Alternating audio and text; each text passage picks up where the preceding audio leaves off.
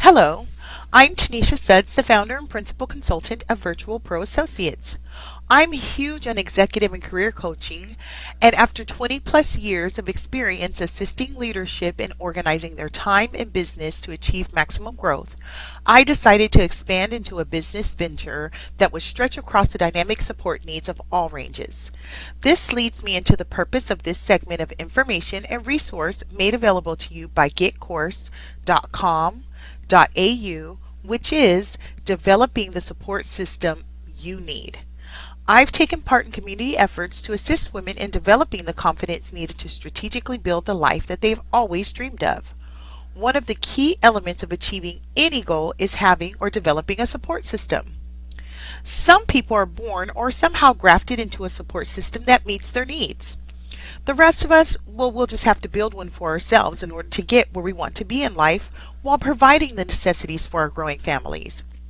Your support should be considered an integral part of your efforts.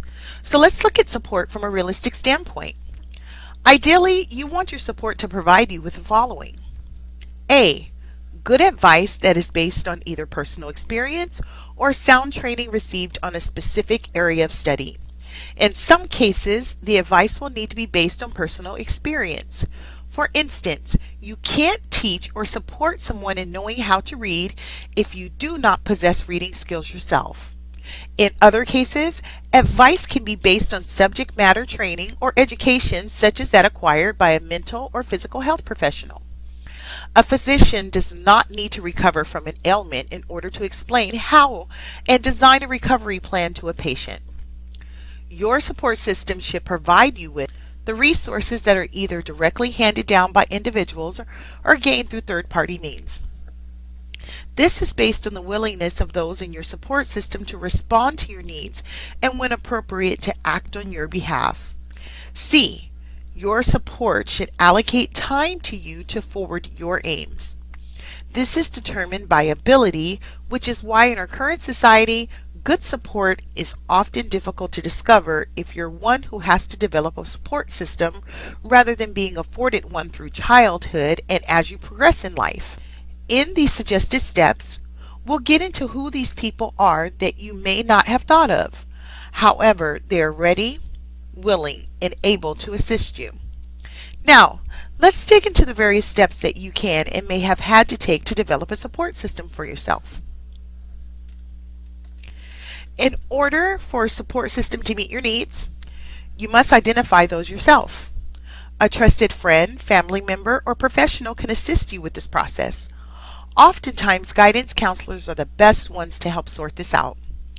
And even then, it's always wise to run the conversation had with your guidance counselor by someone who knows you well. The person who knows you well may not be one who can fully support your efforts, but believe you me, they will provide you with a realistic and objective view of the list of support needs you and the guidance professional came up with. Make sure to keep each of your requests as simplified as possible. I find that the best method of consistently having help available to you is to avoid overwhelming individuals with your support needs whenever possible. For instance, if you've experienced income loss, then your major concerns and need for support will center around housing, food, warmth, clothing, and finding another job or finding another means of acquiring income. When I've alerted my support system that I was experiencing a transition that would probably need their involvement, I've been asked what it is that I needed. At the time, I wasn't quite sure as I was still piecing together the resources available to me and creating a mental checklist of the gaps in my own resources. I've told those individuals that I wasn't sure, but that I would let them know by a specific time frame. I've never failed to receive support of some kind when I've been as specific as providing a friend with a list of groceries that are normally consumed in my household, or by identifying 5 people to ask for a limited amount of financial assistance to pay a VITA bill, or by letting someone who was looking for housing themselves know that I needed housing as well, and at the same time gave them my preferred dwelling size and budget. Another example is that when looking for employment, I've let my support system know that I needed them to be on standby to receive reference calls. I've even gone as far as to ask a favorite aunt to pay for one single book when I was enrolled in school and couldn't afford all of my adult education supplies. So, it's providing those who are willing to stand with you with a brief list that is almost guaranteed to make sure you get the necessary assistance. If those in your support circle cannot assist with your direct needs, don't be afraid to ask if they know of available help elsewhere. Your request should be timely. I'm a very good support system to those that I know and love, but the requests pitched to me that are least likely to be fulfilled are the ones where said time, money, or other resources are needed yesterday or in less than a week or two, when I haven't had the ability to build time in my schedule or allocate it in my budget to assist with the need.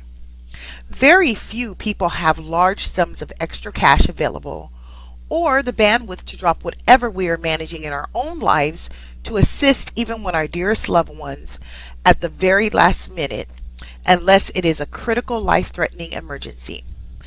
Very few of us have large sums of extra cash available or the bandwidth to drop whatever we are managing in our own lives to assist even our dearest loved ones at the very last minute, unless it's a critical life-threatening emergency. Manage your crisis by addressing your needs immediately.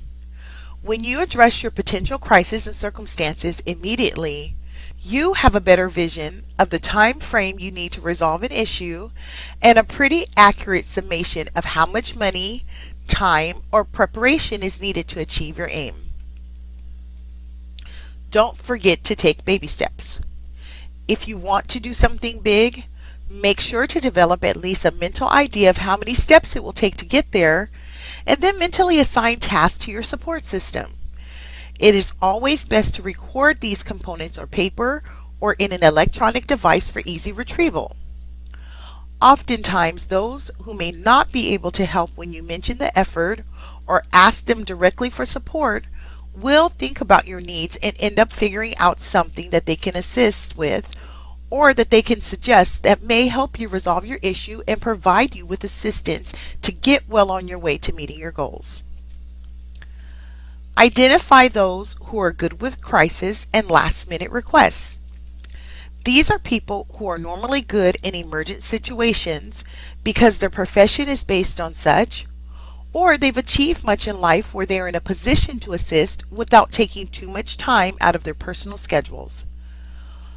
While raising 3 kids and having a few pets, as you can imagine, there were often times when I needed assistance with health-related emergencies for either myself, my children, or a treasured pet. I made sure that the emergency was indeed in need of help beyond myself, and that I gave the person or the people an exact time frame of what needed to be done. For instance, I had an emergent digestive life-saving surgery that came out of nowhere. It had no known cause, and since I'd never dealt with that issue before, I was unaware just how grave the situation was. After arriving at the hospital and finding out the surgery was required within a 10-hour time frame, I called those who were in the local area to let them know and arranged for anyone who could to take a shift in watching over me during recovery or provide support to my household, and I let those who I knew had the ability know that due to loss of hours on the job, I would probably need assistance with resources until I got back on my feet. I was told that the recovery time, that in that time frame I could not do anything but heal, and that would be a period of 4 to 6 weeks. Due to the fact that my requests were timely, minimal, briefly stated, and given to the right people, I had about a dozen people immediately spring into action by doing anything as small as coming to the hospital to help me out of bed after surgery, or cleaning the vital rooms of the house that I wouldn't be able to clean for at least 2 to 3 weeks due to the fact that I couldn't bend at the waist. Do not be afraid to reach out to those who you know you have a great relationship with, but you all don't talk much on a regular basis. These are oftentimes going to be your heroes because these are people you cannot connect with all of the time due to their own superstar life activities. In other words, these people are very good at doing what they do. They're oftentimes organized and people who are great at personal preparation. Now we're getting to the portion of the process where you expand your ideas on who these support people may be. Like I spoke to in the process intro, there are people who have the time, resources, willingness, and ability to help you. In fact, they're either wanting to support someone like you, or they're actually paid to support you, but you're just not aware of it. Here are some sample places to search for these dedicated support individuals. Look within your child or children's school or daycare. Please ask those who are engaging with your family on a regular basis where you can get additional help. Those who are caring for your child come into contact and get to know other people either in their field or they know other parents who have been where you are who are great supporters. There are business associations, community centers, and nonprofit organizations that are filled with people who have time on their hands, the experience and willingness to help. And they also are generous with their time, advice, and generally want to help other people. Spend time chit-chatting with a senior citizen or a retired person in your neighborhood. I found that many stay-at-home individuals have great experience, and either they've accomplished what they've wanted in their career life, or they've fallen into an illness situation where they have nothing but time and good advice to give.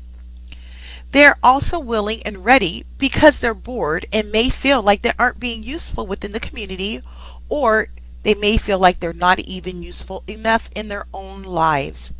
This relationship will be a huge benefit and a blessing to those individuals.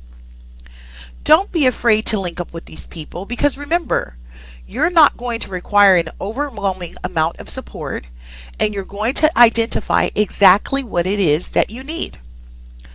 Healthcare professionals are excellent at supporting growing families. Do you have a nurse in your family that maybe you've not grown close to?